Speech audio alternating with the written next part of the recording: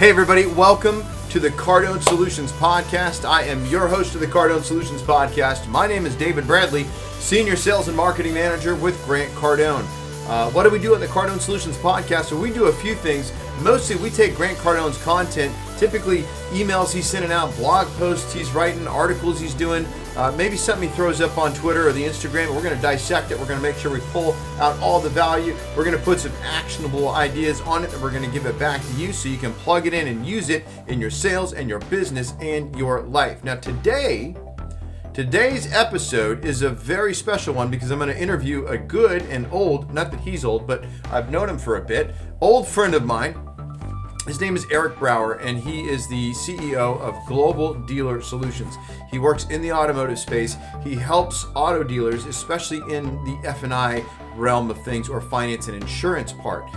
If you're not too familiar with what that is, I'm going to talk to Eric a little about that. I'm going to help you get some reality on it. And then we're going to talk about how he has taken Grant Cardone's principles and literally plugged it in to grow his business. Eric talks about things like how he found the courage to just even start, why thinking small was costing him millions, how he stays focused every single day and motivated and moving forward.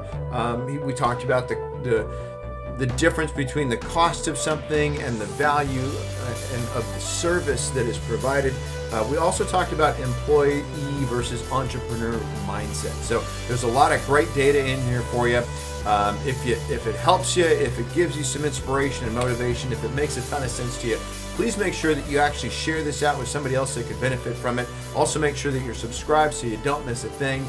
But without further ado, let's just get right down to it. Here is me and my buddy Eric Brower from Global Dealer Solutions. Enjoy. Alrighty, hey, and we are live today. We have a very special guest. It is quite the treat. This is an old in terms of length of knowledge, not saying that this is an old man, but we have my good buddy, Eric Brower. Eric and I go literally way back. Eric was one of the first people I encountered when I first started working with Grant Cardone back in 2011. This is an amazing dude. But I don't want to take any of his thunder away. So I'm going to let Eric tell you who he is, what he does, and then we're going to get into talking about 3 principles that Eric has used that are Cardone principles to launch his own business. So I'll let Eric tell you about who he is, what his business is, and then we'll get into some of the principles. So Eric, you're up. Great. Hey, David, thanks for having me on today. Appreciate it. And good to see you as always. My name is Eric Brower. I've been in the automotive retail industry for over 20 years, and took a lot of the knowledge that I've gained from managing stores to create a dealership solutions company called Global Dealer Solutions. And we're in the F&I arena mainly. We're a product provider. We have one of the most, if not the number one dealer participation program in the industry, where we actually pay dealer underwriting profits out monthly. Very important in today's economic climate. And then it's a business that was built by retail people to solve the modern day problems for car dealers that your typical finance company can't do. Okay. So just say, for example, because there may be some folks on here that just aren't in the auto space. Like, I know exactly what you're talking about right now. But so like for the folks that aren't in auto, what are some of those problems that you're talking about? And then how do you fix them? So I mean, number one, everybody realizes every product that is sold in a car dealership, a vehicle service contract, tire and wheel, gap, whatever it may be, everybody says they have a great product, and that's fine. But the number one thing that you need to figure out how to do is, how do you connect the dealership with the customer? We've mastered that. Okay.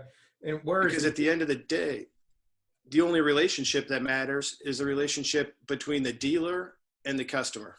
Totally. So like, how has that disconnect been an issue in the past? Like, so let's just use, you mentioned gap. So gap insurance is the difference if your car got totaled while you were still on a loan and the value of the car at the totaling time didn't match what you owed.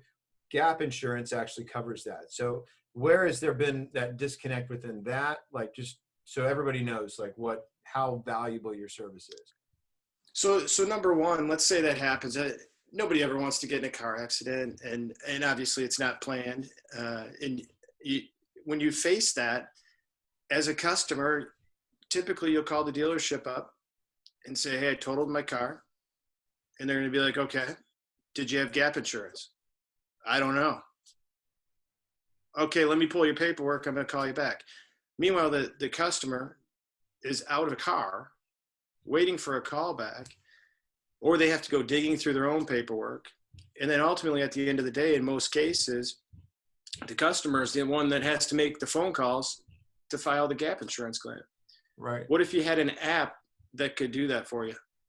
Okay. And that's where you guys plug in. And that's where we plug in. And rim and tire, I live in the state of Michigan, but we have some of the worst roads in the country. And same thing. Every one of our claims. My neighborhood, man. Tire. I got you beat. So tire and wheel, interior and exterior claims, all of that can be. We have an app, so you just pull out your phone. Yeah. And it's all right there. Can somebody download this now? So yeah, once you take delivery of the car. So if you take delivery of the car from one of our dealer clients, got it. Okay, they download it right on your phone. Yeah. So how is that enhancing the customer experience? Number one, now when they come into the dealership, it's not to just have the vehicle assessed, get the claim approved, set up another appointment to come back and have the repair done. When you show up, you're getting your car repaired and you're done. It's appointment set, it's locked, you're dialed in, no headache, easy peasy. Correct. Right. Well, you may have a headache if the airbag deployed. Yeah, you might have a little headache then. And then the biggest thing when you look in today's market is digital retailing. And we have the technology partners where you can go from A to Z, the beginning to the end, all online. So hopefully I'm not stealing any of your thunder, but because I know we're going to talk about sort of 3 Cardone principles for launching a new business. But Grant's always talking about problems or opportunities. And it seems like you've been able to uncover a pretty massive problem for a dealer and solved it quite nicely. Yeah. And, the biggest thing you say, the problems are opportunities. And that is so true, And the biggest problem was in every dealership. Let's move over to the reinsurance aspect. It's been around forever for car dealers. But the problem has always been it takes 5 to 7 years to touch your money.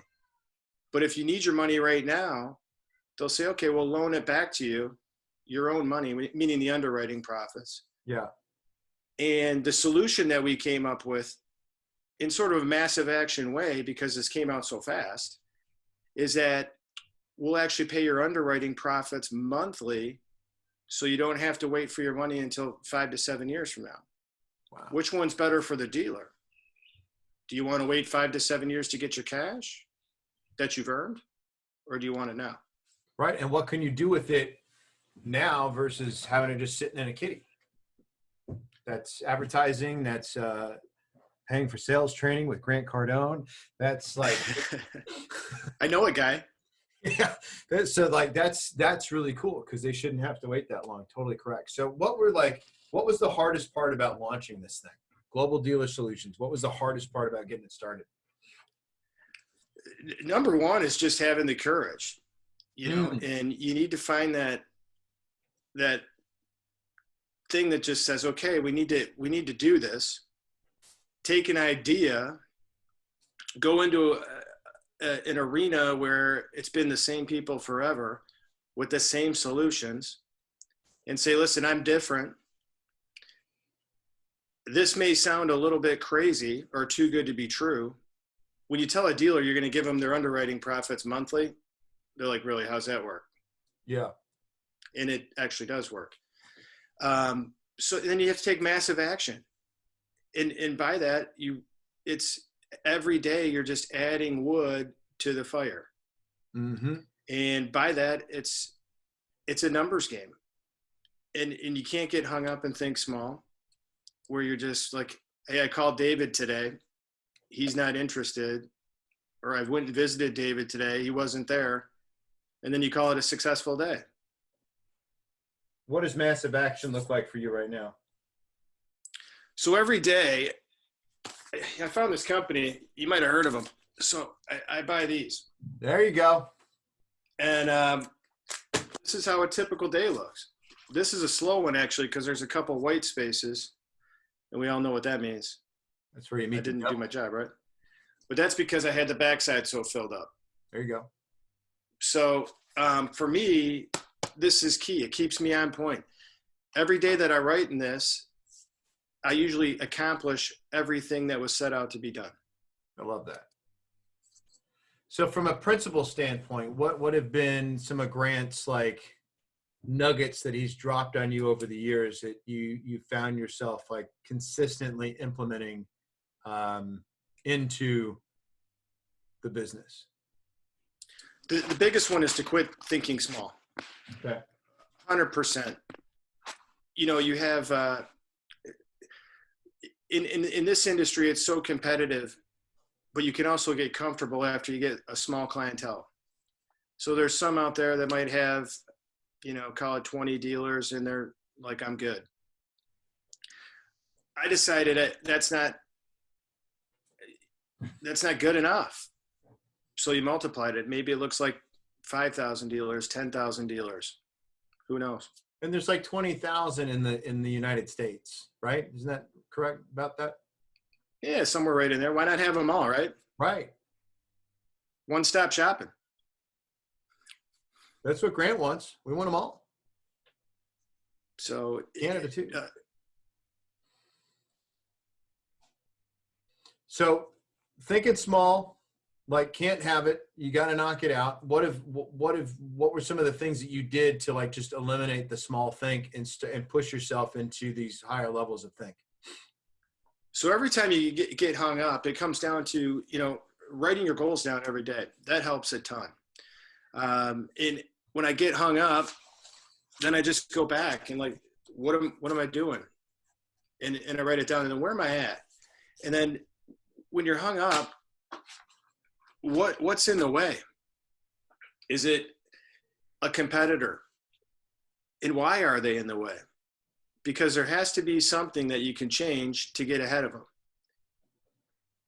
And I'd say outworking them is probably the best way to do it. You got to so stop thinking small. Oh, sorry, Dave. No. I'm just agreeing with you. Outwork everybody. So that would probably be the second principle. Is outwork them? Outwork them. How do you do what they're not willing to do? How do you know when you're outworking everybody? So prime examples right now, in the state of Michigan, for a few weeks, you've had everybody shut down. Yeah. They're not hearing from anybody. It's like they all stopped to work, like it's vacation. Right. And that's a dangerous spot to be in, because we're not on vacation. No. And you have two choices. You either go build something and create a pipeline that once this opens back up, you're so far ahead of everybody else, they don't know what to do. They're like, well, where'd this guy come from? Yeah. Well, that was you taking names and whooping backside while everybody else was on, napping. I mean, look at us. You just doing call after call, and same thing here. And then you go around your community, and I'm sure everybody's hanging out, trying to get a suntan, maybe going surfing. A little cloudy today, but yeah. A lot of folks have gone on vacation. And what's interesting, though, within that, and just stepping out of automotive, I don't have it, but I bought from a local. So where I live is Morro Bay, California. It's an old fishing village, now very much a tourist economy. So my wife and I have been trying really, really hard to support local business as best as we can. So we order out once or twice a week. from some of the local restaurants. And then I've been trying to figure out how to support some of the, like, there's souvenir shops in town. There's a lady that makes really great, the company's called Babylonian Soap Company, and they're done. Like, if they don't have any people coming in, but even if with the government assistance, with the interest and the late payments on the rent and no cash flow, and like, she's like, I'm just closing up. I can't, there's no way I'll ever catch up if this thing goes for 2 or 3 months like they're talking about. And without having regular traffic in her business, she's just closed up the shop. She's 100% online. Her products are amazing. And my fear is that this whole Embarcadero road that we have down by the bay, where people come and hang out and eat and shop, and I'm so scared that that entire area is just going to get completely throttled. And I hope it doesn't. And I know that if the businesses that are there now go out, that there will be a replacement for it. But the whole destruction of that, to me, is just incredibly sad to watch people that have staked their goals, their dreams, their livelihood. And so what I'm noticing, though, is that there are some that have literally already quit, right? So that they're like, we're done. There's no way out of this thing. Like, Grant says, the only time to retreat is if you're going to regroup. And I can tell that my buddy over at Babylonian, that she's literally retreating to regroup, and she's going to relaunch, and she's going to come back even stronger, because I know her. Like, she's that way. So, but then I see other businesses, though, that are just like, whatever, we're done, and they've just thrown in the towel. Yeah. And then I see others, like, so the whole moral of the story is I bought 2 coffee mugs yesterday from this shop that they're on Instagram taking pictures of their product and throwing them up and saying, hey, we can ship this to you if you want it. You can come pick it up if you're local. Like, and they're literally blasting it out, and they're putting it on their stories, and they're taking photos, and they're getting all artsy fartsy with the pictures. And it's really, really cool. And so I was like, you know what? These guys are still hustling. They're trying to do something. They're trying to keep their business alive. And like, I need another freaking coffee mug, right? So I bought 2. Right. I've got plenty, and it was great. It had like this vintage octopus on it, octopus and ink. It's a big thing in the Cardone world. So it's like, it's perfect. So I bought 2, one for me and one for my wife, and paid on PayPal, drove by. They're like socially distanced. They put it outside. I texted them when I got them. Hey, I'm outside. They literally saw the door open up, and an arm came out with a bag and set it down on the ground. I went up and I got it. It looked like a drug deal more than actual exchange, but either way, like, they are finding a way to transact. And so that company will probably, Dolphin T-shirt Company is the name, if anybody's listening and wants to go throw them some love. But and Babylonian Soap Company too, they're online, right? And so, like, if you want to flow love to these small businesses that are just getting killed right now, like, please do.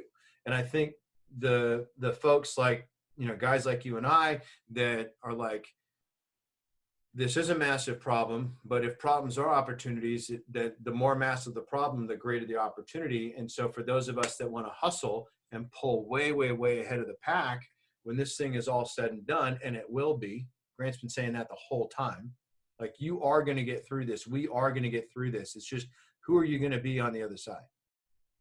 Right. And I want to commend you and anybody else that's listening that is out there, like, nose to the grindstone, grinding it out, pushing, right? And really hustling through. So I love the fact that, just having the courage to get started for you was a big thing, that you are taking massive levels of action. And then just to touch on the think big part, I mean, where do you see Global Dealer Solutions in 5 years? Let's talk about the big thing. So the big thing is I want to make sure it's one of the number one dealer solutions companies out there, where it's not just, we don't supply you with F&I products. Maybe we help you with digital retailing. We help you with your digital advertising.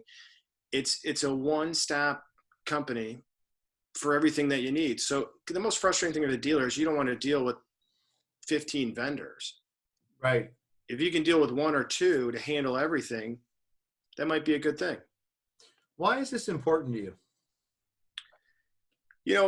When you're a decision maker in a dealership and you're dealing with you're spending so much time with 15, 16, 17, 18, maybe 20 different companies, and all do a little bit of the same thing.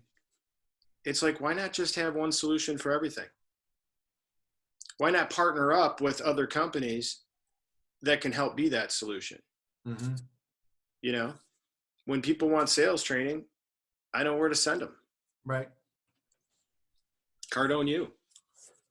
So we talked about outworking what we've actually, I think we've crossed over 3, but like what else, what other principles have you been implementing that have been huge for you? So everybody focuses on, you know, how much are you going to charge somebody for something? And Okay. they forget that you need to help. Because, I don't know if it was, I'm sure Grant said it a lot of times, but it comes from a lot of different areas. You know, sometimes 80% of the things you're going to do for free to get paid for the 20, Right. or however that works out. And nobody wants to do anything that's labeled free because they can't see past the free time and energy and effort that they're going to put into it, but the payoff's just down the road. So if you can just push through enough and provide enough value in the quote unquote free things that you're doing, you're going to get rewarded for it later. I think what you're touching on is the employee mindset versus the entrepreneur mindset. Correct. I'll give you an example. There's a client that I was trying to, you know, I want to do business with them, and chased them for 3 or 4 years, and you could put every offer out on the planet. The one time I threw the free offer out there, boom, you can help me. Yeah. And then now we're working together. So it's just the approach was wrong. Yeah. If you go out and say, hey, I want to help you, and then here's what we can do, you'd be amazed at how many people are like, yeah, we can get together. This little girl, you know, get a little topic that lives down the street. So we have this shelter in place order in Michigan. And I learned a lot because I found myself, you know, it wasn't dark yet. So maybe it called the workday a little bit short. And then she's out selling these really cool, like friendship bracelets, right? She's making them. And they're $5 a piece or whatever it is. I'm like, well, yeah, I'll get one. Got one for my 4-year-old son. Well, they end up being really, really cool looking. So I'm like, well, how many of these are you doing? And I don't know if it's for charity for her softball team or whatever. I'm not sure. But I'm like, well, I'll take 6 more. I'll take 8 more. Anyways, she ends up under promising. She said, I don't know if I can get that all done tonight. And I'm saying, that's fine. Take your time, you know. And 2 hours later, she's knocking on my door with the delivery. So I learned a lot. I'm like, Eric, get back in there, send some more emails out, get Right. back to work. Because here she is knocking on my door at 9:30 with a delivery. And I don't know where she learned this from, but it was great. Of course, she didn't have change. So, but we let her keep it, got a store credit, and then, you know, gave a few of them out. So she was thinking outside the box. Yeah. I think she might have read the book, and I just don't know about it. She might have. You know, I have there's a lady in Canada that her son is I guess he did some odd jobs. He saved some money. He bought some chickens. He's caring for the chickens, and then he's selling the eggs. And the dude's Perfect. like, he's like 9 or 10 or something. You know, and so she bought him Sell or Be Sold, and or she bought him Close the Survival Guide first, so he could lean into people and get him to buy his eggs. And then we got him. She called when I talked to her. I said, "Well, you need Sell or Be Sold." So we sold her that, and that book went out, and I got that one signed for him, which was really cool. That's awesome. But like, yeah, kids are the future, and I think what's interesting, the point you're bringing up is that I don't think she learned it from anywhere. I think that is children are naturally born closers, and they just don't have anything on it yet. They haven't been untrained to like not ask and to not go the extra mile and to not hustle. And like I think all of those things we learn. You know, I think you're spot on that. And a lot of it I learned, I have a 4-year-old son. And you can learn a lot from a 4-year-old. So Closer. when I was eligible is the wrong word. I needed a new cell phone. So we're at Verizon. He's got the little tablet. Well, he doesn't want that anymore. He wants a cell phone like his dad. So he closes me in the store on my old phone. And he still has it now. Yeah. And we put some numbers in there. He's allowed to call, myself, mom, grandma, grandpa, brothers. I mean, it's kind of like gone on a little bit. But the point is, when he goes to call me, which is every day before he takes a nap, every night before he goes to bed, if I'm not home, and then maybe once or twice during the day. But he will literally call. I might be conducting some business and I just can't grab the call. And then it'll be one after another. Beep, beep. He'll call 15. He'll call to answer the phone. He doesn't quit. Yeah. And then I'm like, that's awesome. I'm never gonna stop that from him. Keep calling. Right. Good. Yeah. Don't train that out of him. Do not. Yeah. So you can work with dealers in the United States, but what about international? Somebody's north of your border. Can you help them? Yeah, we can definitely help dealers in Canada. Okay. Can't go south of the border at the moment. No habla español? No. Sure, we'll figure that out though. Yeah. Okay. And so if somebody wants to talk to you about how you can help them, how do they get a hold of you? 2 ways. You can email me at Eric, ERIC, at globaldealersolutions.com, or text me 248-535-3240 anytime. And you got a salesman talking to you because he paused long enough in between leaving his number for you to write it down.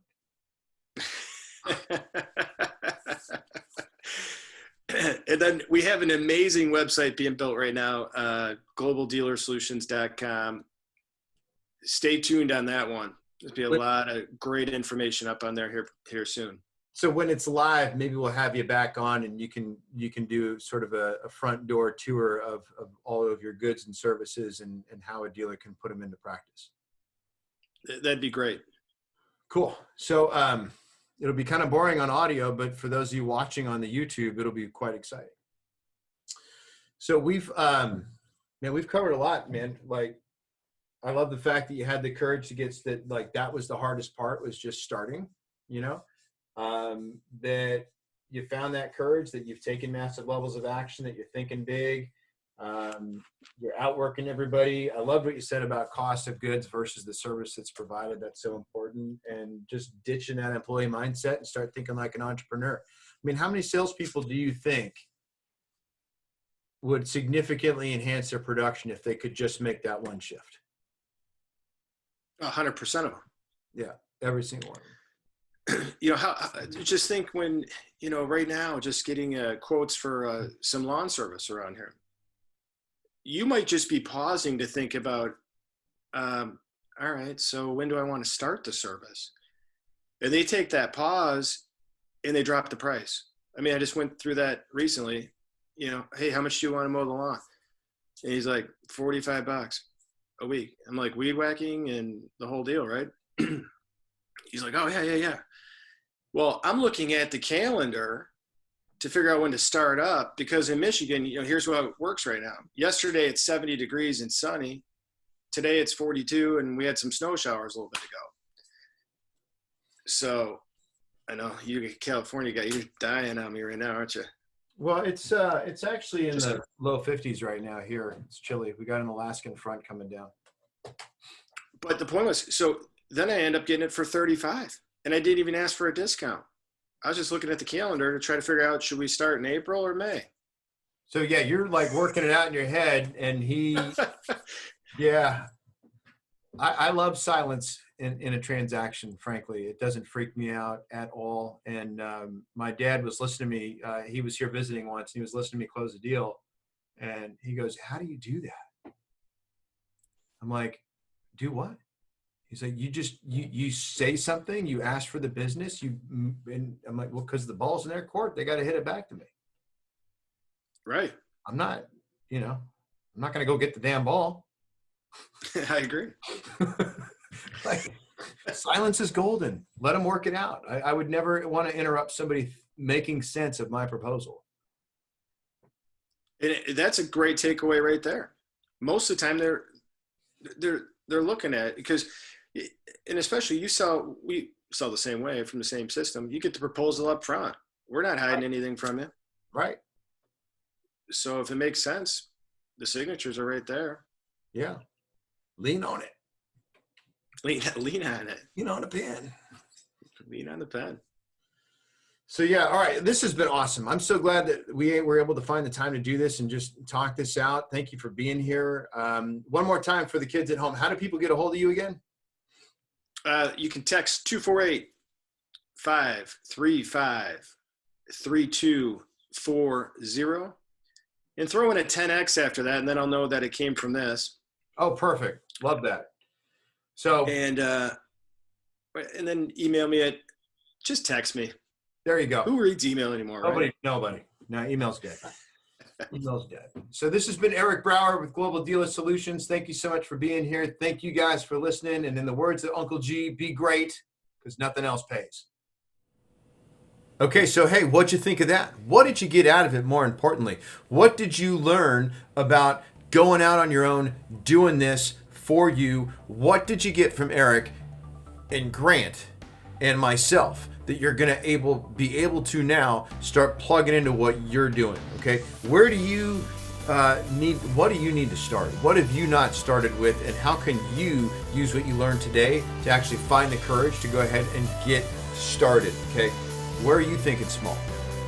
How are you thinking small? What is thinking small costing you, more importantly? And again, what you going to do about it? Okay, when you think about your product, your service, the company you represent, what really isolate and identify for yourself the difference between what you charge for it, the value that you have, and the service that comes with it. Service should always be senior, okay? And you want to exchange with somebody in abundance, meaning you give more than they give you. You give more than you get, right? And then the final thing is, where have you caught yourself thinking like an employee lately? And what can you start doing right away to transition into the mindset of thinking like an entrepreneur? 80%, maybe even more, probably 90% of what Grant Cardone does right now, what we do at Cardone Training Technologies, what Eric does for his clients, 100% free. Okay, so, and that comes from the entrepreneur mindset. But this is how you grow your business. This is how you get attention. This is how you get in front of people. So again, let me know how this helped. Make sure you've shared it. And speaking of giving, if you don't know, you can actually get access to Cardone University right now for free. And if you'd like to take advantage of that, if you'd like to learn more about it, I'd like you to visit cardonesolutions.com/Cardone U free. That's cardonesolutions.com, Cardone, the letter U, free. I totally screwed that up. I'm going to start over. No need to go back and edit it. Let's just be real, right? Mistakes happen. cardonesolutions.com/Cardone, the letter U, the word free. cardonesolutions.com/Cardone U free. Thank you so much for listening. And as I said at the end of the podcast with conversation with Eric, be great, because nothing else pays.